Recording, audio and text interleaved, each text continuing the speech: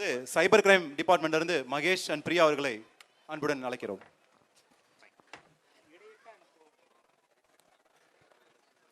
ಎಲ್ಲರಿಗೂ ನಮಸ್ಕಾರ, ಎಲ್ಲರಿಗೂ ವಣಕಂ.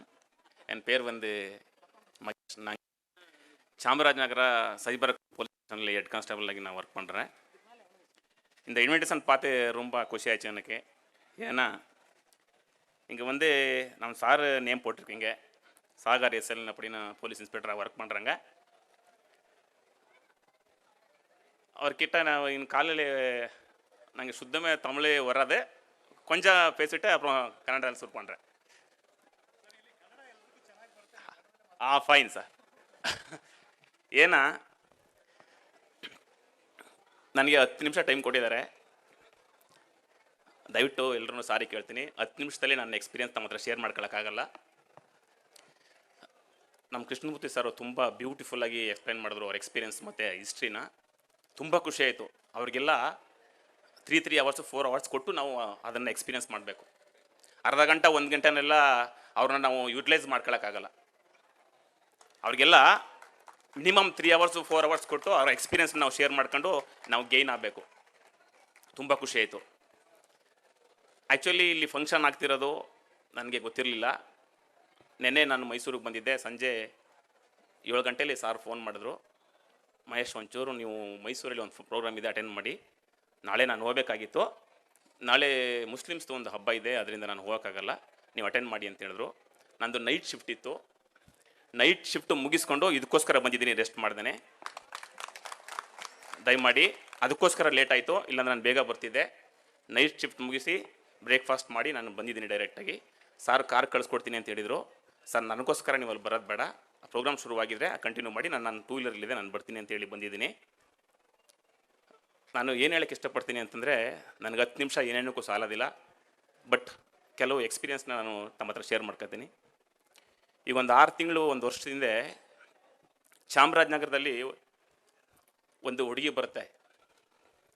ಅವಳು ಬೇಸಿಕಲಿ ತಮಿಳಿಯನು. ಅವರಪ್ಪ ಇಲ್ಲ, ಅಮ್ಮ ಇದ್ದಾರೆ, ವ್ಯವಸಾಯ ಮಾಡ್ತಾರೆ, ಒಂದು 4 ಎಕರೆ ಜಮೀನಿದೆ. ಅವಳಿಗೆ 9 ವರ್ಷದ ಒಂದು ಹೆಣ್ಮಗು ಇದೆ. ಗಂಡ ಡೈವರ್ಸ್ ಕೊಟ್ಟಿದ್ದಾರೆ. ಸ್ಟೇಷನ್ಗೆ ಬರ್ತಾರೆ, ಒಂದೇ ಸಮನೆ ಗಳಗಳಗಳ ಅಂತ ಹೇಳ್ತಾ ಇರ್ತಾರೆ. ಆವಾಗ ನಾನು ಆಗ್ತಾನೆ ಟೀ ಕುಡಿತಾ ಇರ್ತೀನಿ. ಅವ್ರನ್ನ ಕೂರಿಸ್ತೀನಿ, ಏನಿಲ್ಲಮ್ಮ ಸಮಾಧಾನ ಕೂತ್ಕೊಳ್ಳಿ, ಟೀ ಕುಡಿರಿ, ಫಸ್ಟ್ ಟೀ ಕೊಡ್ತೀನಿ ಅವ್ರಿಗೆ. ಇಲ್ಲ ಸರ್ ನಿಮ್ಮ ಕಾಲು ಕಟ್ಕೊತೀನಿ, ನಾನು ತುಂಬ ಕಷ್ಟಪಡ್ತಾ ಇದ್ದೀನಿ, ನನಗೆ ಬದುಕಬೇಕು ಅನ್ನಿಸ್ತಾ ಇಲ್ಲ, ಸತ್ತೋಗ್ಬೇಕು ಅನ್ನಿಸ್ತಾ ಇದೆ, ದಯವಿಟ್ಟು ನನಗೆ ಗೈಡ್ ಮಾಡಿ ಅಂತ ಹೇಳ್ತಾರೆ. ಫಸ್ಟು ಟೀ ಕುಡಿರಿ, ಎಂಥ ಸಮಸ್ಯೆ ಇಲ್ಲಿ ನಾನು ಸಾಲ್ವ್ ಮಾಡ್ಕೊಡ್ತೀನಿ ಅಂತ ಹೇಳ್ತೀನಿ. ಟೀ ಕುಡಿತಾರೆ.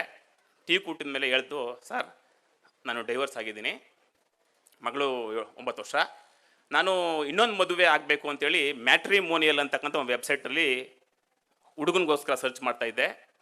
ಅಲ್ಲಿ ಒಂದು ಪ್ರೊಫೈಲ್ ಇತ್ತು. ಆ ಪ್ರೊಫೈಲ್ ಓಕೆ ಆಯಿತು. ನಾನು ಡೀಟೇಲ್ಸ್ ಕಳಿಸ್ಕೊಟ್ಟೆ, ಅವರು ಡೀಟೇಲ್ಸ್ ಕಳಿಸ್ಕೊಟ್ರು. ಅವನು ಬಿಸ್ನೆಸ್ ಮ್ಯಾನು, ಲಂಡನ್ಲಿರೋದು, ನಾನು ಪ್ರಾಪರು ಇಂಡಿಯಾದವನು.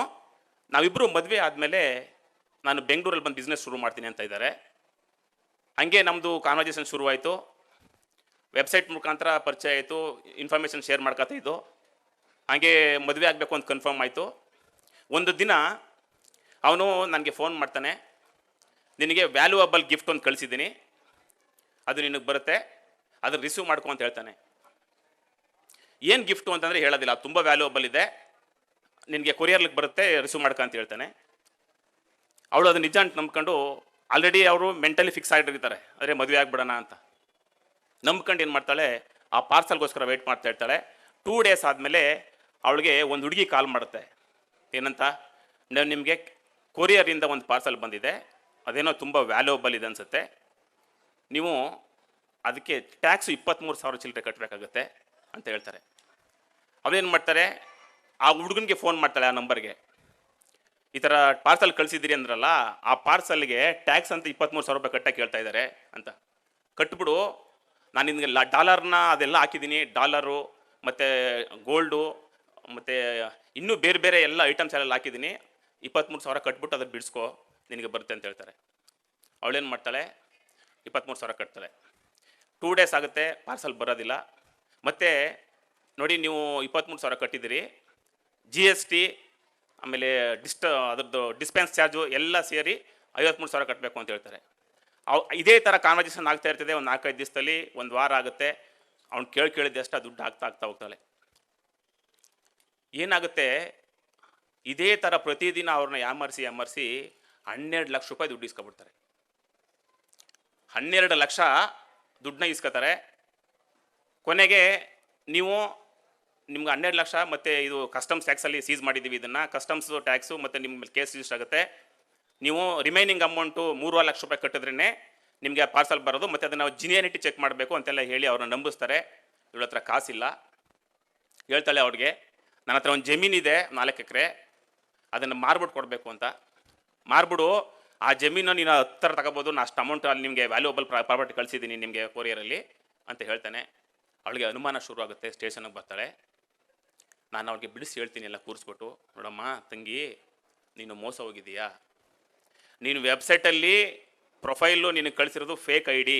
ಅವನು ಜಿನಿಯನ್ ಪಾರ್ಟಿ ಅಲ್ಲ, ನೀನು ಅವನನ್ನು ನೋಡಿಲ್ಲ. ಇಷ್ಟೊತ್ತು ತನಕ ನೀನು 12 ಲಕ್ಷ ರೂಪಾಯಿ ಕೊಟ್ಟಿರೋದು, ನೀನು ಮೋಸ ಹೋಗಿದ್ದೀಯಾ ಅಂದ್ಬಿಟ್ಟು ಅವ್ನ ಅಕೌಂಟ್ ಡೀಟೇಲ್ಸ್ ಎಲ್ಲ ತರಿಸ್ಕೊಂಡು ಚೆಕ್ ಮಾಡ್ತೀನಿ. ಅಲ್ಲಿ ಝೀರೋ ಬ್ಯಾಲೆನ್ಸ್ ಇದೆ. ಝೀರೋ ಬ್ಯಾಲೆನ್ಸ್ ಇರ್ತದೆ, ಏನೂ ಮಾಡೋಕ್ಕಾಗೋದಿಲ್ಲ, ಏನೂ 10 ಪೈಸೆ ವಾಪಸ್ ಬರೋದಿಲ್ಲ. ಆ ಟೈಮಲ್ಲಿ ನಮ್ಮ ಹತ್ರಕ್ಕೆ ಬಂದಿದ್ದಕ್ಕೆ ಕೊನೆಗೆ ಅವ್ರ ಜಮೀನು ಉಳ್ಕತ್ತು, ಅಷ್ಟೇ ಮಾಡೋಕ್ಕಾಗಿದ್ದು, ಏನೂ ರಿಫಂಡ್ ಮಾಡ್ಸೋಕ್ಕಾಗಲಿಲ್ಲ. ಬಂದಿಲ್ಲ ಅಂದಿದ್ರೆ ಅವತ್ತು ಅದು ಜಮೀನು ಮಾರಿ ದುಡ್ಡು ಕೊಡೋಕ್ಕೂ ರೆಡಿ ಇದ್ಲು. ನನ್ನ ಜೊತೆ ಮಾತಾಡ್ತಿರ್ಬೇಕಾದ್ರೆ ಅವ್ನು ಲೈನಲ್ಲಿದ್ದ, ಕಾನ್ವರ್ಸೇಷನ್ ಮಾಡ್ತಾ ಇದ್ದ. ಸರ್ ನೋಡಿ ಸರ್, ಫೋನ್ ಬರ್ತಾಯಿದೆ ಅಂತ ಕೊಡ್ತಿದ್ಲು. ಆದ್ರೂ ನಂಬೇಡಿ, ಅದನ್ನು ಮೋಸ ಅಂತೇಳಿ ಅವ್ರ ತಾಯಿನ ಕರೆಸಿ ಅವ್ರಿಗೆ ಧೈರ್ಯ ಹೇಳಿ, ದುಡ್ಡು ಇಲ್ಲಮ್ಮ ಝೀರೋ ಬ್ಯಾಲೆನ್ಸ್ ಇದೆ ಅಂಥೇಳಿ ಸಮಾಧಾನ ಆಗಿ, ಅವರು ಮೋಸ ಹೋಗಿದ್ದೀನಿ ಬಿಡಿ ಸರ್ ಅಂತೇಳಿ ಕೊನೆಗೆ ಸಮಾಧಾನ ಆದರು. ಸುಸೈಡ್ ಮಾಡ್ಕೊಳ್ಳೋಕೆ ಹೊಟ್ಟೋಗಿದ್ರು. ಯಾಕೆ ಹೇಳ್ತಿದ್ದೀನಿ ಅಂತಂದರೆ, ಇವತ್ತು ಸೈಬರ್ ಕ್ರೈಮ್ ಅಂತಕ್ಕಂಥದ್ದು ತುಂಬ ವಾಸ್ಟಾಗಿದೆ. ವಾಸ್ಟ್ ಅಂತಂದರೆ ನೀವು ಕಲ್ಪಿಸ್ಕೊಳ್ಳೋಕೆ ಹೋಗಲ್ಲ ಅಷ್ಟೊಂದು. ಇವತ್ತು ಎಲ್ಲರ ಕೈಲೂ ಆ್ಯಂಡ್ರಾಯ್ಡ್ ಮೊಬೈಲ್ ಇದೆ, ಎಲ್ಲರ ಹತ್ರನೂ ಬ್ಯಾಂಕ್ ಅಕೌಂಟ್ಸ್ ಇದೆ, ಎಲ್ರಿಗೂ ಖುಷಿ ಜಗತ್ತು ಇಷ್ಟ. ಪ್ರತಿಯೊಂದು ಕಡೆನೂ ಕೂಡ ವಿಭಿನ್ನವಾಗಿ ಕಾಣುತ್ತೆ, ನೋಡ್ತಾರೆ, ಎಂಜಾಯ್ ಮಾಡ್ತಾರೆ. ಆ ಭ್ರಮೆನಲ್ಲಿ ಎಲ್ಲೋ ಒಂದು ಸಣ್ಣ ತಪ್ಪು ಅವ್ರನ್ನ ತುಂಬ ಕಷ್ಟಕ್ಕೆ ತಳ್ಳಿಬಿಡ್ತದೆ. ಯಾಕೆಂತಂದರೆ ಟೀಚರ್ಸು ಮತ್ತು ಸ್ಟೂಡೆಂಟ್ಸು, ಇನ್ನೊಂದು ಎಕ್ಸ್ಪೀರಿಯನ್ಸ್ ಹೇಳ್ತೀನಿ. ಒಬ್ಬನು ಇಂಜಿನಿಯರಿಂಗ್ ಸ್ಟೂಡೆಂಟು, ತುಂಬ ಬ್ರಿಲಿಯಂಟ್ ಇದ್ದಾನೆ. ಅವತ್ತು ನಾವೊಂದು ಕೇಸ್ ರಿಜಿಸ್ಟರ್ ಮಾಡ್ತೀವಿ, ಅರೆಸ್ಟ್ ಮಾಡ್ಕೊಬರಕ್ಕೆ ಹೋಗ್ತೀವಿ. ಇದೇ ಮೈಸೂರಿಗೆ ಬರ್ತೀವಿ ಚಾಮರಾಜನಗರದಿಂದ. ಅವನ್ನ ಅರೆಸ್ಟು ಮಾಡ್ತೀವಿ. ಅವನು ಯಾಕೆ ಸರ್ ನನ್ನ ಇಟ್ಕೊಂಡಿದ್ದೀರಿ ಹೇಳಿ ಸರ್ ಪ್ಲೀಸ್ ಅಂತಾನೆ. ಏನಿಲ್ಲಪ್ಪ, ನಿನ್ನ ಹೆಸರು ಏನೆಲ್ಲ ಕೇಳ್ತೀವಿ. ನನಗೆ ಎಕ್ಸಾಮ್ ನಡೀತಿದೆ ಸರ್, ನಂದು ಇಂಜಿನಿಯರಿಂಗ್ ಎಕ್ಸಾಮ್ ನಡೀತಾ ಇದೆ, ನನಗೊಂಚೂರು ಅವಕಾಶ ಮಾಡಿಕೊಡಿ ಸರ್, ಎಕ್ಸಾಮ್ ಮುಗಿದ್ಮೇಲೆ ನಾನು ಬರ್ತೀನಿ ಅಂತ. ನಮಗೆ ಸ್ವಲ್ಪ ಬೇಜಾರಾಗುತ್ತೆ. ಆ ಕೇಸಲ್ಲಿ ಆ್ಯಕ್ಚುಲಿ ನಾವು ಅವನ್ನ ಅವತ್ತೇ ಅರೆಸ್ಟ್ ಮಾಡಬೇಕಾಗಿತ್ತು. ಇಂಜಿನಿಯರಿಂಗ್ ಎಕ್ಸಾಮ್ ನಡೀತಿದೆ ಅನ್ನೋ ಕಾರಣಕ್ಕೆ ಅವನಿಗೆ ಆಯಿತು, ಎಕ್ಸಾಮ್ ಮುಗಿದ ತಕ್ಷಣ ನಮ್ಮನ್ನು ನೀನು ಭೇಟಿ ಮಾಡಬೇಕು ಅಂತ ಹೇಳ್ತೀವಿ. ಆಯಿತು ಸರ್ ಅಂತ ಹೇಳಿರ್ತಾನೆ. ಎಕ್ಸಾಮ್ ಮುಗೀತದೆ. ಎಕ್ಸಾಮ್ ಮುಗಿದ ದಿವಸ ಅವನು ನಮ್ಮನ್ನು ಭೇಟಿ ಮಾಡೋಕ್ಕೆ ಮುಂಚೆನೇ ನಾವು ಅವ್ನ ಕಾಲೇಜ್ ಮುಂದೆ ನಿಂತಿರ್ತೀವಿ. ಬರ್ತಾನೆ, ಕರ್ಕೊಂಡು ಹೋಗ್ತೀವಿ, ಸ್ಟೇಷನ್ಗೆ ಹೋಗ್ತೀವಿ. ಸರ್ ನನಗೆ ಏನಕ್ಕೆ ಕರ್ಕೊಂಡು ಬಂದಿದ್ದೀರಿ ಸರ್, ಅದನ್ನು ಹೇಳಿ ಸರ್ ಅಂತಾನೆ. ಕಂಪ್ಯೂಟರ್ ಆನ್ ಮಾಡ್ತೀವಿ. ಅವನಿಗೆ ಒಂದು ವಿಡಿಯೋ ಕಂಟೆಂಟ್ ತೋರಿಸ್ತೀವಿ. ಆ ವಿಡಿಯೋ ಕಂಟೆಂಟು ಯಾವುದೋ ಒಂದು ಮೈನರ್ ಮಗುದು ಸೆಕ್ಷುವಲ್ ಆಕ್ಟಿವಿಟಿ ಇರ್ತಕ್ಕಂಥ ಕಂಟೆಂಟು ಅವನ ಮೊಬೈಲಿಂದ ಅಪ್ಲೋಡ್ ಆಗ್ಬಿಟ್ಟಿರುತ್ತೆ. ಅವನು ಹೇಳ್ತಾನೆ, ಸರ್ ಇದು ನನಗೆ ಹೆಂಗಾಯ್ತು ಗೊತ್ತಾಗಿಲ್ಲ ಸರ್ ಅಂತಾನೆ. ಆ ಮೊಬೈಲಿ IMEI ನಂಬರು, ಅದು ಅಪ್ಲೋಡ್ ಆಗಿರೋ ಲೊಕೇಶನ್ನು, ಅವನ ID ಪ್ರೂಫು ಎಲ್ಲ ಅವನ ಹೆಸರಲ್ಲೇ ಇದೆ. ನಮ್ಮ ಅವನಿಗೆ ಏನು ಹೆಲ್ಪ್ ಮಾಡೋಕ್ಕಾಗೋದಿಲ್ಲ. ಅವನು ಕಾಲ್ ಕಟ್ಕೊತಾನೆ, ಸರ್ ನಾನು IAS IPS ಓದಬೇಕು ಅಂತಾನೆ ಸರ್, ದಯವಿಟ್ಟು ನನಗೆ ಏನಾದ್ರು ಹೆಲ್ಪ್ ಮಾಡಿ ಸರ್ ಅಂತ. ಏನೂ ಹೆಲ್ಪ್ ಮಾಡೋಕ್ಕಾಗಲ್ಲ ಅವನಿಗೆ. ಯಾಕಂದರೆ ಇಂಟರ್ನ್ಯಾಷನಲ್ ಲೆವೆಲ್ಲಿ ಒಂದು ಆರ್ಗನೈಸೇಷನ್ ಇದೆ. ಅದ್ರ ಕೆಲಸ ಏನು ಅಂದರೆ, ಯಾರಾದರೂ ಕ್ರಿಮಿನಲ್ಸು ಅಥವಾ ಗೊತ್ತಿಲ್ಲದೇನೋ ಸೋಷಿಯಲ್ ಮೀಡಿಯಾದಲ್ಲಿ, ಫೇಸ್ಬುಕ್ಕಲ್ಲಾಗಲಿ, ವಾಟ್ಸಪ್ಲಾಗಲಿ, ಇನ್ಸ್ಟಾಗ್ರಾಮ್ಲಿ, ಎನಿ ಸೋಷಿಯಲ್ ಮೀಡಿಯಾದಲ್ಲಿ ಯಾರಾದರೂ ಒಂದು ವೀಡಿಯೋನ ಅಪ್ಲೋಡ್ ಮಾಡಿಬಿಟ್ರೆ, ಅದು ಮೈನರ್ ಮಕ್ಕಳಿಗೆ ಸಂಬಂಧಪಟ್ಟ ವೀಡಿಯೋ, ಸೆಕ್ಸ್ ಕಂಟೆಂಟ್ ಇರ್ತಕ್ಕಂಥ ಅಥವಾ ಮೈನರ್ ಮಕ್ಕಳು ಬೇರೆ ಬಾಡಿ ಇರ್ತಕ್ಕಂಥ ಯಾವುದಾದ್ರು ಕಂಟೆಂಟ್ ಅಪ್ಲೋಡ್ ಮಾಡಿದ್ರೆ, ಅದನ್ನು ಯಾರಾದರೂ ರಿಪೋರ್ಟ್ ಮಾಡಿದ್ರೆ ಡೈರೆಕ್ಟಾಗಿ ಅದು ಸರ್ವರ್ಗೆ ಹೋಗುತ್ತೆ. ಆ ಸರ್ವರಲ್ಲಿ ಇಂಟರ್ನ್ಯಾಷನಲ್ ಲೆವೆಲ್ಲಿ ಮಾನಿಟರ್ ಮಾಡ್ತಿರ್ತಾರೆ. ಬೇರೆ ಕಂಟ್ರಿ ಆಗಿದ್ದರೆ ಅದು ಯಾರು ರಿಪೋರ್ಟ್ ಮಾಡಿರ್ತಾರೆ ಅದ್ರ ಬೇಸಿಸ್ ಮೇಲೆ ಅದು ಎಲ್ಲಿ ಅಪ್ಲೋಡ್ ಆಗಿದೆ ಅಂತ ಅಲ್ಲಿಗೆ ಕಳಿಸ್ತಾರೆ. ನಮ್ಮ ಇಂಡಿಯಾದಲ್ಲಿ ಅಪ್ಲೋಡ್ ಆಗಿದ್ರೆ ಅದು ಡೆಲ್ಲಿಗೆ ಬರುತ್ತೆ. ಡೆಲ್ಲಿಯಿಂದ ಅದು ಯಾವ ಸ್ಟೇಟಲ್ಲಿ ಅಪ್ಲೋಡ್ ಆಗಿದೆ ಅಂತ ಅನಲೈಸ್ ಮಾಡಿ, ಕರ್ನಾಟಕ ಆದರೆ ಕರ್ನಾಟಕಕ್ಕೆ ಬರ್ತದೆ, ಕರ್ನಾಟಕದಲ್ಲಿ ನಮ್ಮ CID ಆಫೀಸಿಗೆ ಬರುತ್ತೆ. CID ಆಫೀಸಲ್ಲಿ ಅದನ್ನು ಅನಾಲಿಸಿಸ್ ಮಾಡಿ ನಮ್ಮ ಚಾಮರಾಜನಗರ ಡಿಸ್ಟಿಕ್ ಆಗಿದ್ರೆ ಚಾಮರಾಜನಗರ ನಮ್ಮ ಸೆನ್ ಪೊಲೀಸ್ ಸ್ಟೇಷನ್ಗೆ ಬರುತ್ತೆ, ಮೈಸೂರಲ್ಲಿ ಅಪ್ಲೋಡ್ ಆಗಿದ್ರೆ ಮೈಸೂರು ಸೈಬರ್ ಕ್ರೈಮ್ ಪೊಲೀಸ್ ಸ್ಟೇಷನ್ಗೆ ಬರ್ತದೆ. ಅದು ಬಂದಮೇಲೆ ಅದನ್ನು ಕೇಸ್ ರಿಜಿಸ್ಟರ್ ಮಾಡಿ ಆರೋಪಿನ ನಾವು ಅರೆಸ್ಟ್ ಮಾಡೋವರೆಗೂ ನನ್ನ ಮೇಲೆ ಕೇಸ್ ಆಗಿದೆ ಅಂತ ಗೊತ್ತಾಗಲ್ಲ ಅವ್ರಿಗೆ. ತುಂಬ ಕಷ್ಟ. ನಿಮಗೆ ಗೊತ್ತಿರೋದಿಲ್ಲ, ಸೋಷಿಯಲ್ ಮೀಡಿಯಾ ಎಲ್ಲರೂ ಆಲ್ಮೋಸ್ಟ್ ಇನ್ಸ್ಟಾಗ್ರಾಮ್ ತುಂಬ ಲೈಕ್ ಮಾಡ್ತಿರ್ತಾರೆ, ಫೇಸ್ಬುಕ್ ಲೈಕ್ ಮಾಡ್ತಾಯಿರ್ತಾರೆ. ನಿಮಗೆ ಗೊತ್ತೋ ಗೊತ್ತಿಲ್ಲದೇನೋ ಕೆಲವು ಸ್ಕ್ರೋಲ್ ಮಾಡುವಾಗ ಅಪ್ಲೋಡ್ ಆಗ್ಬಿಟ್ಟಿರುತ್ತೆ ಫೋಟೋಸು ವೀಡಿಯೋಸ್ ಎಲ್ಲ. ಇವಾಗ ಟೆಕ್ನಾಲಜಿ ಎಷ್ಟು ಫಾಸ್ಟ್ ಇದೆ ಅಂತಂದರೆ, ನೀವು ಪಾಪಪ್ ಮೆಸೇಜ್ ಬರುತ್ತೆ, ಅಂದರೆ ಅಡ್ವರ್ಟೈಸ್ಮೆಂಟ್ ಥರ ಬರ್ತಿರ್ತದೆ. ಅದು ಇಲ್ಲಿ ಇಂಜಿನಿಯರ್ ಸ್ಟೂಡೆಂಟ್ಸು ಮತ್ತು ನನಗಿಂತ ಜಾಸ್ತಿ ಓದಿರೋರು, ತುಂಬ ಎಕ್ಸ್ಪೀರಿಯನ್ಸ್ ಇರೋರು ಇರ್ತೀರಿ. ಆದರೆ ಅದರೊಳಗಡೆ ಒಂದು ಎಕ್ಸ್ಪೀರಿಯನ್ಸ್ ಇರುತ್ತೆ ನಮಗೆ. ನಿಮಗಿರೋ ಎಕ್ಸ್ಪೀರಿಯನ್ಸೇ ಬೇರೆ, ಕ್ರಿಮಿನಲ್ ಅನಾಲಿಸಿಸ್ನಲ್ಲಿ ನಮಗಿರೋ ಎಕ್ಸ್ಪೀರಿಯನ್ಸೇ ಬೇರೆ ಇರ್ತದೆ. ಅದರಲ್ಲಿ ನೀವು ಅಪ್ಲೋಡ್ ಮಾಡಿದ ವಿಡಿಯೋ ಎಲ್ಲಿ ಏನು ಎತ್ತ ಕಂಪ್ಲೀಟ್ ಡೀಟೇಲ್ಸ್ ಸಿಗುತ್ತೆ, ನಾವು ಕೇಸ್ ರಿಜಿಸ್ಟರ್ ಮಾಡ್ತೀವಿ, ಅರೆಸ್ಟ್ ಮಾಡ್ತೀವಿ. ನೀವು ಒಂದು ಸರಿ ಪೊಲೀಸ್ ರೆಕಾರ್ಡಲ್ಲೇ ನಿಮ್ಮ ಹೆಸರು ರಿಜಿಸ್ಟರ್ ಆದರೆ ನಿಮಗೆ IAS IPS ಮಾಡಿದರೂ ಕೂಡ ನಿಮಗೆ ಕೆಲಸ ಸಿಗೋದಿಲ್ಲ. ನಾನು ಇದನ್ನು ಯಾಕೆ ಹೇಳ್ತಾ ಇದ್ದೀನಿ ಅಂದರೆ, ಸ್ಟೂಡೆಂಟ್ಸು ಕೇರ್ಫುಲ್ಲಾಗಿರಬೇಕು. ಇವತ್ತು ಎಲ್ಲರ ಕೈಲೂ ಆ್ಯಂಡ್ರಾಯ್ಡ್ ಮೊಬೈಲ್ ಇದೆ, ಸ್ಮಾರ್ಟ್ ಮೊಬೈಲ್ ಇದೆ, ಐಫೋನ್ಗಳಿದೆ, ಎಲ್ಲರೂ ಜಾಲಿಯಾಗಿ ಮೂವ್ ಮಾಡ್ತಿರ್ತೀವಿ.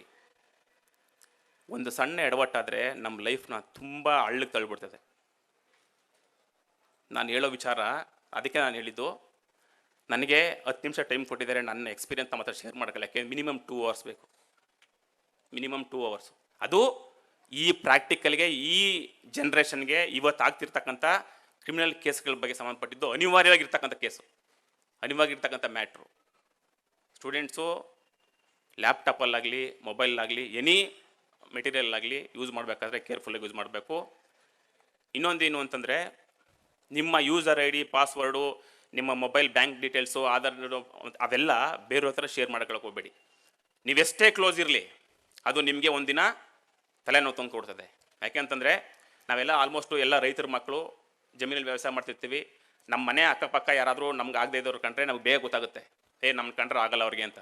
ಜಮೀನು ಪಕ್ಕ ಯಾರಾದರೂ ಹಸುಗಳು ದನಗಳು ಬಿಟ್ಟು ಮೇಯಿಸಿದ್ರೆ ನಮ್ಮ ಕಂಡ್ರೆ ಆಗಲ್ಲ ಅವ್ರಿಗೆ, ಬೇಗ ಗೊತ್ತಾಗುತ್ತೆ. ಸೈಬರಲ್ಲಿ ನೀವು ಮುಳುಗೋವರೆಗೂ ನಿಮಗೆ ಗೊತ್ತಾಗೋದಿಲ್ಲ, ನನ್ನ ದುಶ್ಮನ್ ಯಾರು ಅಂತ ಗೊತ್ತಾಗೋದಿಲ್ಲ.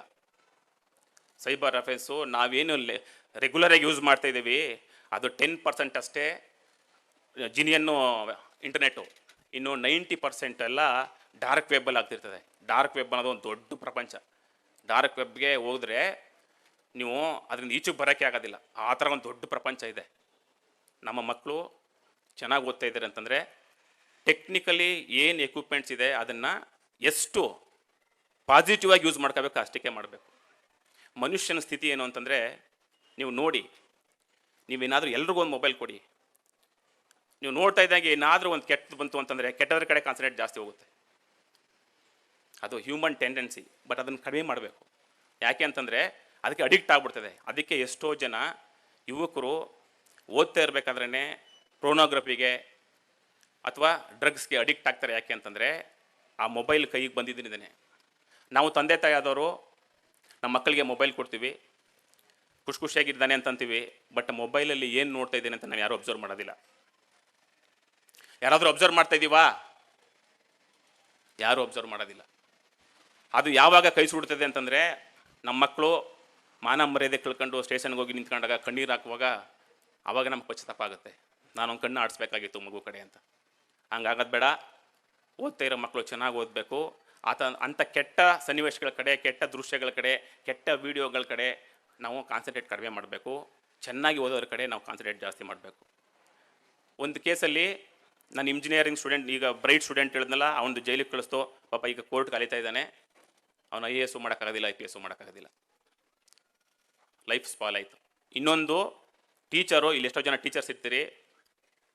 ಒಬ್ಬ ಟೀಚರು ಅವ್ರು ಅರೆಸ್ಟ್ ಮಾಡ್ಕೊಂಡು ಬಂದು, ಅವ್ರದ್ದು ಏನಾಗಿತ್ತು ಒಬ್ಬ ಪ್ರಾಬ್ಲಮ್ ಅಂತಂದರೆ, ಅದೊಂದು ಹಾಸ್ಟೆಲಲ್ಲಿ ಮಕ್ಕಳು ಇವ್ರು ಮೊಬೈಲ್ ಇಸ್ಕೊಂಡು ಪೇರೆಂಟ್ಸಿಗೆ ಫೋನ್ ಮಾಡೋಕ್ಕೆ ಅಂತ ಇಸ್ಕೊತಾಯಿದ್ರು. ಇನ್ನೊಂದು ವಿಚಾರ ಏನು ಅಂತಂದರೆ, ಇವತ್ತು ಏನಾದರೂ ನಿಮ್ಮ ಮೊಬೈಲಲ್ಲಿ ಅಪ್ಲೋಡ್ ಆಗಿಬಿಟ್ರೆ, ಯಾವುದೋ ಒಂದು ಸೆಕ್ಸ್ ಕಂಟೆಂಟ್ ಇರ್ತಕ್ಕಂಥ ಅಥವಾ ಬೇರೆ ಸಮಾಜ ಕಾನೂನಿಗೆ ವಿರುದ್ಧವಾಗಿರ್ತಕ್ಕಂಥ ಯಾವುದೇ ಕಂಟೆಂಟು ಅಪ್ಲೋಡ್ ಆದರೆ ಇವತ್ತು ಅಥವಾ ನಾಳೆನೇ ನಮ್ಮ ಕೇಸ್ ರಿಜಿಸ್ಟರ್ ಆಗುತ್ತೆ ಅಂತ ಹೇಳೋಕ್ಕಾಗಲ್ಲ. ಅದು 1 ವರ್ಷ ಬಿಟ್ಟು ಕೂಡ ಆಗ್ಬೋದು. 2 ವರ್ಷ ಬಿಟ್ಟು ಆಗ್ಬೋದು, ಆ ಥರ ಆಗಿದೆ ನಮ್ಮಲ್ಲಿ. ಅದು ಅಪ್ಲೋಡ್ ಆಗಿ ರಿಪೋರ್ಟ್ ಆಗಿ ನಮಗೆ ಜನರೇಟ್ ಆಗಿ ಬರುತ್ತಲ್ಲ, ಆಮೇಲೆ ಕೇಸ್ ರಿಜಿಸ್ಟರ್ ಆಗುತ್ತೆ. ಕೇಸ್ ರಿಜಿಸ್ಟರ್ ಆಗಿ ನೀವು ಅರೆಸ್ಟ್ ಮಾಡೋವಾಗ ಗೊತ್ತಾಗೋದಿಲ್ಲ ನಿಮಗೆ. ಬಹಳ ಹುಷಾರಾಗಿರಬೇಕು. ಅದರಲ್ಲೂ ಸ್ಟೂಡೆಂಟ್ಸು ತುಂಬ ಕೇರ್ಫುಲ್ ಆಗಿರಬೇಕು. ಇನ್ನು ಟೀಚರ್ಸು ತಮ್ಮ ಮೊಬೈಲ್ನ ದಯಮಾಡಿ ಯಾರಿಗೂ ಕೂಡ ಕೊಡೋಕೆ ಹೋಗಬೇಡಿ. ಸ್ಟೂಡೆಂಟ್ಸ್ ಕೇಳ್ತಾ ಇರ್ತಾರೆ, ಕೇಳೋದು ತುಂಬ ಅನಿವಾರ್ಯತೆ ಇದ್ದರೆ, ಅವಶ್ಯಕತೆ ಇದ್ದರೆ ನೀವೇ ಫೋನ್ ಮಾಡಿ ಕೊಡಬೇಕು, ಲೌಡ್ ಸ್ಪೀಕರ್ ಆನ್ ಮಾಡ್ಕೋಬೇಕು, ಅವ್ರು ಏನು ಮಾತಾಡ್ತಾ ಇದ್ದಾರೆ ಅನ್ನೋದು ಕೇಳಿಸ್ಕೋಬೇಕು. ಯಾರ ಜೊತೆ ಮಾತಾಡ್ತಾ ಇದ್ದಾರೆ, ಏನು ಮಾತಾಡ್ತಾ ಇದ್ದಾರೆ, ಅವ್ರು ಮಾತಾಡೋದು ಕರೆಕ್ಟಾಗಿದೆಯಾ, ಇದ್ರ ಕಡೆ ಗಮನ ಇರಬೇಕು. ಒಬ್ಬ ಟೀಚರು ಇದೇ ಥರ ಹಾಸ್ಟೆಲ್ ಸ್ಟೂಡೆಂಟ್ಸ್ಗೆ ಫೋನ್ ನಂಬರ್ ಕೊಟ್ಟಿದ್ರು, ಫೋನ್ ಮಾತಾಡ್ತಾಯಿದ್ರು. ಅವರು ಮಕ್ಕಳು ಏನು ಮಾಡಿದ್ದಾರೆ, ಅವರು ಕೀಟ್ಲೆ ಮಾಡ್ಕೊಂಡು ಯಾವುದೋ ಒಂದು 6 ವೀಡಿಯೋನ ಅಪ್ಲೋಡ್ ಮಾಡಿಬಿಟ್ಟಿದ್ರು. ಆದರೆ ನಾವು ಅರೆಸ್ಟ್ ಮಾಡಿದ್ದು ಟೀಚರ್ನ.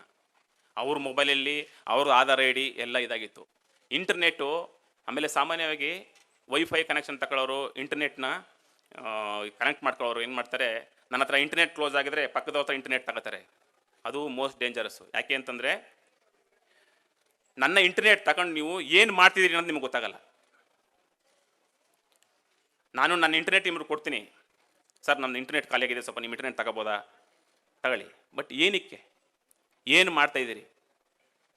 ನನ್ನ ಇಂಟರ್ನೆಟ್ ತಗೊಂಡು ನೀವು ಏನಾದರೂ ಇಲ್ಲೀಗಲ್ ಆಕ್ಟಿವಿಟಿ ಮಾಡಿಬಿಟ್ರೆ ಫಸ್ಟ್ ರೆಸ್ಪಾನ್ಸಿಬಿಲಿಟಿ ನಾನು.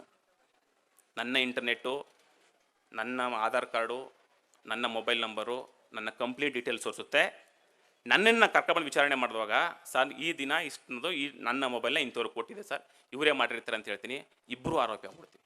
ಅವನು ಜೈಲಿಗೆ ಹೋಗ್ಬೇಕಾಗತ್ತೆ, ನಾನು ಜೈಲಿಗೆ ಹೋಗ್ಬೇಕಾಗತ್ತೆ. ಅದರಿಂದ ನೀವು ಮೊಬೈಲು, ಲ್ಯಾಪ್ಟಾಪು ಏನೇ ಇರಲಿ ಕೇರ್ಫುಲ್ಲಾಗಿ ಯೂಸ್ ಮಾಡಿ, ಸೀಕ್ರೆಟಾಗಿ ಯೂಸ್ ಮಾಡಿ. ನಿಮ್ಮ ಯೂಸರ್ ಐ ಡಿ ಪಾಸ್ವರ್ಡ್ಗಳನ್ನ ಯಾರೂ ಕೊಡೋಕೆ ಹೋಗಬೇಡಿ, ಆಯಿತಾ? ಇದೇ ಥರ IAS ಪ್ರೀತಿ IAS ಅಂತ ಒಂದು ಅಕೌಂಟ್ ಕ್ರಿಯೇಟ್ ಮಾಡ್ಕೊಂಡು ಫಾರೆಸ್ಟ್ ಆಫೀಸರ್ಸು ಮತ್ತು ಪೊಲೀಸ್ ಆಫೀಸರ್ಸ್ಗೆ ನಂಬಿಸಿ ಮೋಸ ಮಾಡಿ ಅವ್ರನ್ನ ಅರೆಸ್ಟ್ ಮಾಡ್ಕೊಂಡ್ಬಂದು. ಅವನು ಎಂಥ ಬ್ರಿಲಿಯಂಟ್ ಇದ್ದ ಅಂತಂದರೆ, ನಾವು ಅವನ್ನ ಟ್ಯಾಕಲ್ ಮಾಡೋಕ್ಕೆ 15 ದಿನ ತಗೋತು.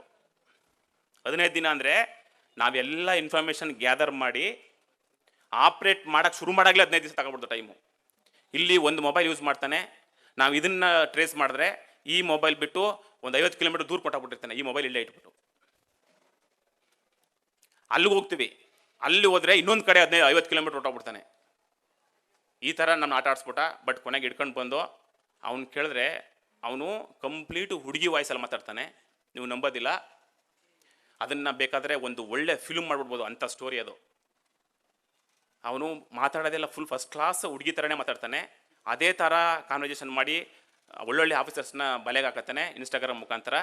ಆಮೇಲೆ ಬೇರೆ ಬೇರೆ ಅಕೌಂಟ್ಗೆ ದುಡ್ಡು ಹಾಕ್ಸಿ ಕಲೆಕ್ಟ್ ಮಾಡ್ಕೊತಾನೆ. ಅವನು ಹೆಸರು ಓಪನ್ ಮಾಡಿರೋದೇನೋ ಪ್ರೀತಿ IAS ಅಂತ. ಇವೇನು ಮಾಡ್ತಾರೆ, IAS ಆಫೀಸರ್ ಇರಬೇಕು ಅಂತೇಳಿ ನಂಬ್ಕೊಂಡು ಅವ್ರಿಗೆ ದುಡ್ಡು ಹಾಕ್ತಾರೆ. 1 ಸೆಕೆಂಡು ಕಾಮನ್ ಸೆನ್ಸ್ ಯೂಸ್ ಮಾಡೋದಿಲ್ಲ. IAS ಆಫೀಸರು ನನ್ನ ಹತ್ರ ಯಾಕೆ ದುಡ್ಡು ಕೇಳಬೇಕು? ನಾನೊಬ್ಬ ಹೆಡ್ ಕಾನ್ಸ್ಟೇಬಲ್ ಅಂದರೆ IAS ಆಫೀಸರ್ ನನ್ನ ಹತ್ರ ದುಡ್ಡು ಕೇಳೋ ಅವಶ್ಯಕತೆ ಇದೆಯಾ? ಅದು ಕಾಮನ್ ಸೆನ್ಸ್ ಅಲ್ವಾ? ಆದರೆ ಹಂಗೆ ನಂಬಂಗೆ ಮಾಡಿಬಿಡ್ತದೆ ಆ ಸನ್ನಿವೇಶ. ಆದ್ದರಿಂದ ದಯಮಾಡಿ ಯಾರು ಕೂಡ, ಆಯಿತಾ,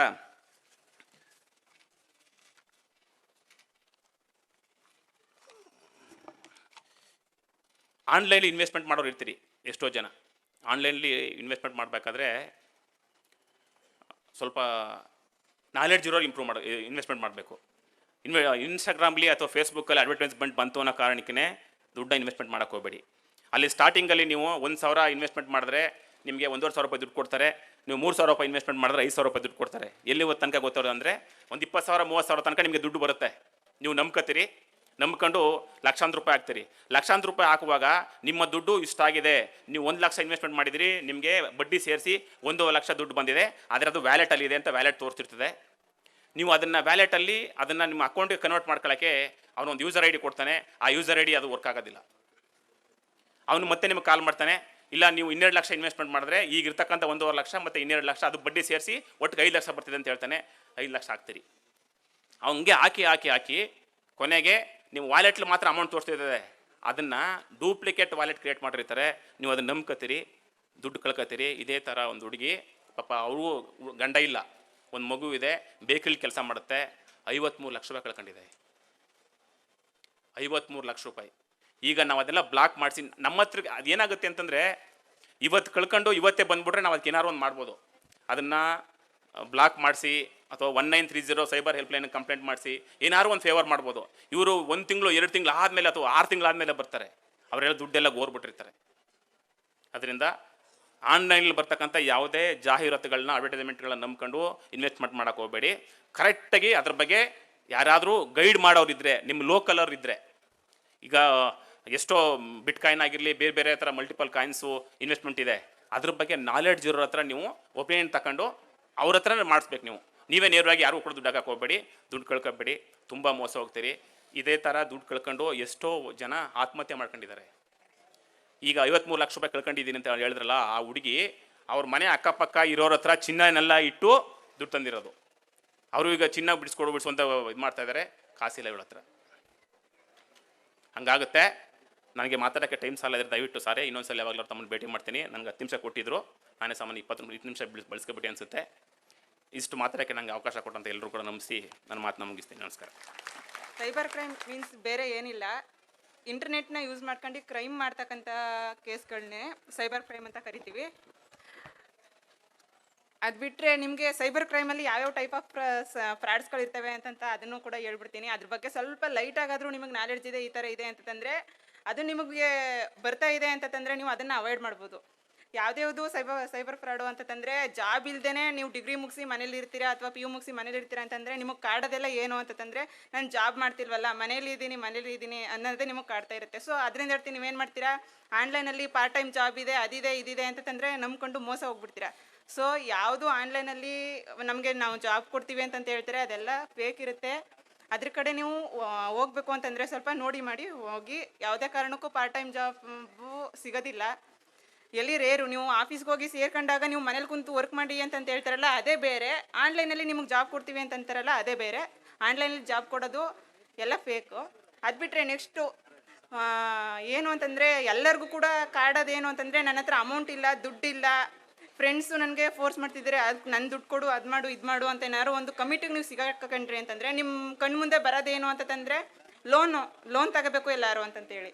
ಮೊಬೈಲಲ್ಲಿ ನಿಮ್ಮ ಸಿಚುವೇಶನ್ನು ನಿಮ್ಮದು ಎಲ್ಲ ಕೂಡ ಅಲ್ಲಿ ತೋರಿಸ್ತಿರುತ್ತೆ. ಇವರು ಏನು ಸರ್ಚ್ ಮಾಡ್ತಿದ್ದಾರೆ, ಏನು ಮಾಡ್ತಿದ್ದಾರೆ, ಎಲ್ಲ ಡಾಟಾ ಕೂಡ ಮೊಬೈಲಲ್ಲಿ ಅವ್ರಿಗೆ ಗೊತ್ತಾಗ್ತಿರುತ್ತೆ.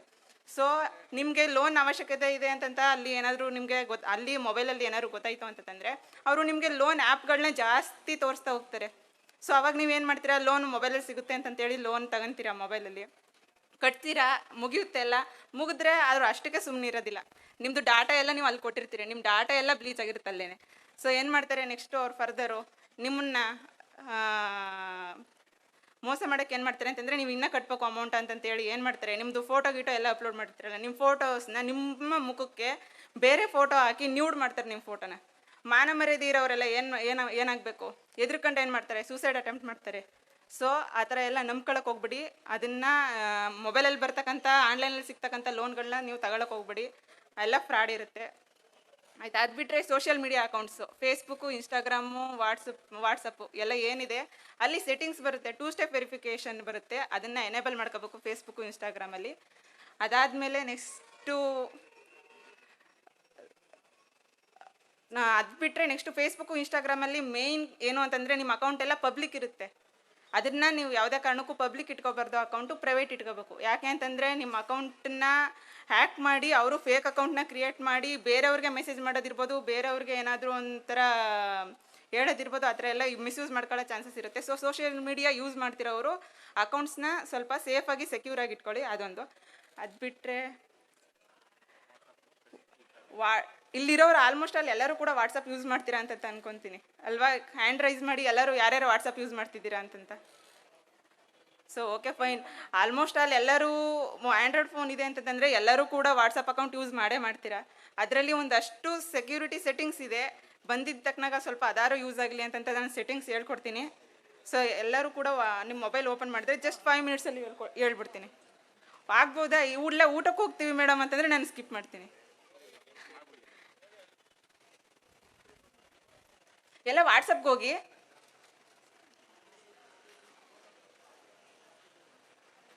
ಅಲ್ಲಿ ರೈಟಲ್ಲಿ ಟಾಪಲ್ಲಿ 3 ಚುಕ್ಕಿ ಇದೆ, ಅದ್ರ ಮೇಲೆ ಕ್ಲಿಕ್ ಮಾಡಿ ಆಯಿತಾ. ಅದಾದಮೇಲೆ ಅಲ್ಲಿ ಸೆಟ್ಟಿಂಗ್ಸ್ ಅಂತ ಇದೆ, ಸೆಟ್ಟಿಂಗ್ಸ್ ಹೋಗಿ. ಎನೇಬಲ್ ಮಾಡ್ಕೊಂತಿದ್ದೀರಾ? ಅಲ್ಲಿ ಅಕೌಂಟ್ ಅಂತ ಇದೆ, ಅಕೌಂಟ್ಗೆ ಹೋಗಿ. ಅಲ್ಲಿ 2 ಸ್ಟೆಪ್ ವೆರಿಫಿಕೇಶನ್ ಅಂತ ಇದೆ. ಈಗ ಬರ್ತಾ ಇರೋ ಆಲ್ಮೋಸ್ಟ್ ಆಲ್ ಕಂಪ್ಲೇಂಟ್ಸಲ್ಲಿ ಏನು ಅಂತಂದರೆ ನನ್ನ ವಾಟ್ಸಪ್ ಅಕೌಂಟ್ ಹ್ಯಾಕ್ ಆಗಿದೆ ಮೇಡಮ್ ಅಂತಂತ ಹೇಳ್ತಾರೆ. ಸೊ ಹಂಗಾಗಿ ನೀವು 2 ಸ್ಟೆಪ್ ವೆರಿಫಿಕೇಷನ್ನ ಆನ್ ಮಾಡ್ಕೊಂಡಿತ್ತು ಅಂತಂದರೆ ನಿಮ್ಮ ಅಕೌಂಟ್ ಹ್ಯಾಕ್ ಆಗೋ ಚಾನ್ಸಸ್ ಇರೋದಿಲ್ಲ. ಹಂಗಾಗಿ 2 ಸ್ಟೆಪ್ ವೆರಿಫಿಕೇಷನ್ನ ಆನ್ ಮಾಡ್ಕೊಳ್ಳಿ. ಅಲ್ಲಿ 2 ಸ್ಟೆಪ್ ವೆರಿಫಿಕೇಷನ್ ಅಂತ ಆಪ್ಷನ್ ಇದೆ, ಅದ್ರ ಮೇಲೆ ಕ್ಲಿಕ್ ಮಾಡಿ. ಅಲ್ಲಿ ಟರ್ನ್ ಆಫ್ ಆಗಿರುತ್ತೆ, ಅದನ್ನು ಟರ್ನ್ ಆನ್ ಅಂತ ಮಾಡಿ.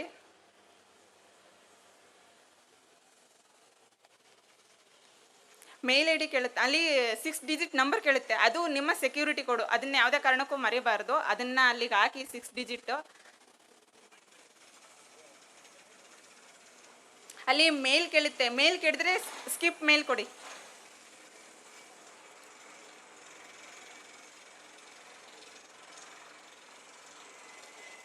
ಅದಾದಮೇಲೆ ಈ ರೀತಿ ಗ್ರೀನ್ ರೀತಿಯಲ್ಲಿ ಅದು ರೈಟ್ ಮಾರ್ಕ್ ಆಗಿದೆ ಅಂತಂದರೆ ನಿಮ್ಮದು ಮೊಬೈಲಲ್ಲಿ ವಾಟ್ಸಪ್ ಸೆಕ್ಯೂರಿಟಿ ಏನಿದೆ ಅದು 2 ಸ್ಟೆಪ್ ವೆರಿಫಿಕೇಷನ್ ಎನೇಬಲ್ ಆಗಿದೆ ಅಂತ ಆಯಿತಾ. ಅದಾದಮೇಲೆ ನೆಕ್ಸ್ಟ್ ಸೆಟ್ಟಿಂಗ್ಸಿಗೆ ಬನ್ನಿ.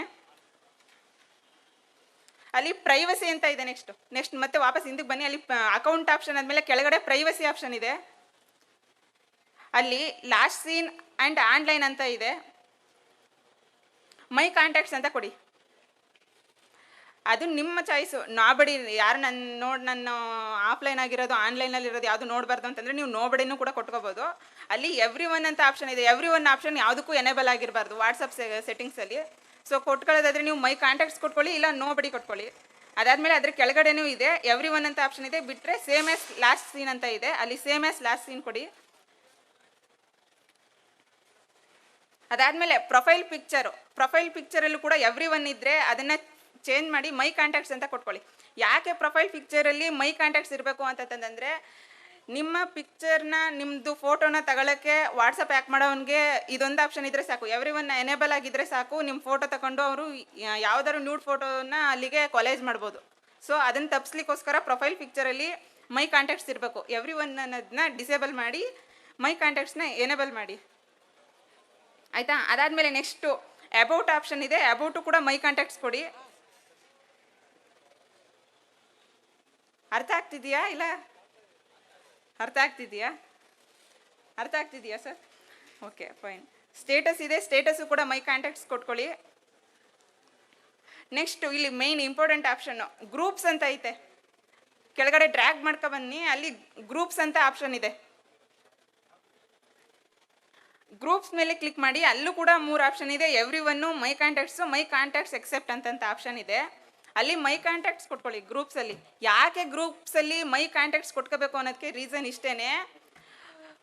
ಯಾವುದೇ ಒಬ್ಬ ಫ್ರಾಡ್ಸ್ಟರು ಅಫೆನ್ಸ್ನ ಮಾಡಲಿಕ್ಕೆ ಎಲ್ಲಿಗೆ ನಿಮ್ಮನ್ನ ಫಸ್ಟ್ ಆ್ಯಡ್ ಮಾಡ್ಕೊತಾನೆ ಅಂತಂದರೆ ಗ್ರೂಪ್ಸ್ಗೆ ಆ್ಯಡ್ ಮಾಡ್ಕೊತಾನೆ. ಸೊ ಅನ್ಆಥರೈಸ್ಡ್ ಗ್ರೂಪ್ಸ್ಗೆ ನೀವು ಆ್ಯಡ್ ಆಗೋದು ತಪ್ಪಿಸ್ಬೇಕು ಅಂತಂದರೆ ಅಲ್ಲಿ ಏನು ಗ್ರೂಪ್ಸಲ್ಲಿ ಮೈ ಕಾಂಟ್ಯಾಕ್ಟ್ಸ್ ಅಂತ ಆಪ್ಷನ್ ಇದೆ ಅದಕ್ಕೆ ಎನೇಬಲ್ ಆಗಿ.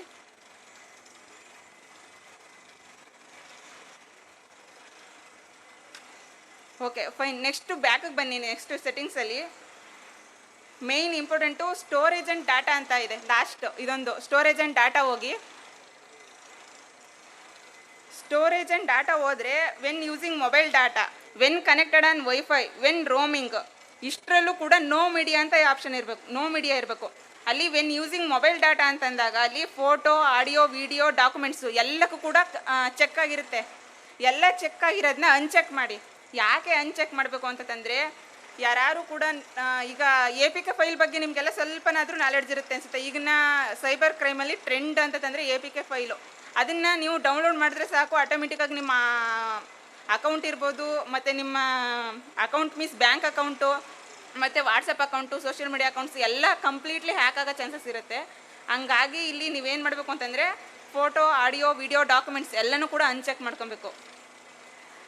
ಇನ್ ಕೇಸ್ ನೀವು ಅನ್ಚೆಕ್ ಮಾಡ್ದೇನೆ ಅದು ಎಲ್ಲ ಚೆಕ್ ಆಗಿತ್ತು ಅಂತಂದರೆ ಆಟೋಮೆಟಿಕ್ಕಾಗಿ APK ಫೈಲ್ ನಿಮ್ಮ ಮೊಬೈಲಲ್ಲಿ ಡೌನ್ಲೋಡ್ ಆಗಿ ನಿಮ್ಮ ಅಕೌಂಟ್ ಹ್ಯಾಕ್ ಆಗೋ ಚಾನ್ಸಸ್ ಜಾಸ್ತಿ ಇರುತ್ತೆ. ಸೊ ಹಂಗಾಗಿ ಅದು ಬಿಟ್ಟರೆ ನೆಕ್ಸ್ಟು ಅದೇನೆ ವೆನ್ ಕನೆಕ್ಟೆಡ್ ಆನ್ ವೈಫೈ, ಅದರಲ್ಲೂ ಕೂಡ ಎಲ್ಲ ಚೆಕ್ ಆಗಿರುತ್ತೆ. ಎಲ್ಲನೂ ಕೂಡ ಅನ್ಚೆಕ್ ಮಾಡಿ. ಈ ರೀತಿ ಎಂಟಿ ಇರಬೇಕು, ಆಯಿತಾ. ಅದಾಗ್ಬಿಟ್ಟು ಓಕೆ ಅಂತ ಕೊಡಿ. ನೆಕ್ಸ್ಟ್ ವೆನ್ ರೋಮಿಂಗ್ ಅಂತ ಇದೆ. ರೋಮಿಂಗಲ್ಲೂ ಕೂಡ photo, audio, video, documents same ಇದೆ. ಎಲ್ಲನೂ ಕೂಡ ಅನ್ಚೆಕ್ ಮಾಡಿ ಓಕೆ ಕೊಡಿ. ಇದಿಷ್ಟು ಕೂಡ ನಿಮ್ಮ ವಾಟ್ಸಪ್ ಅಕೌಂಟ್ ಸೆಕ್ಯೂರಿಟಿ.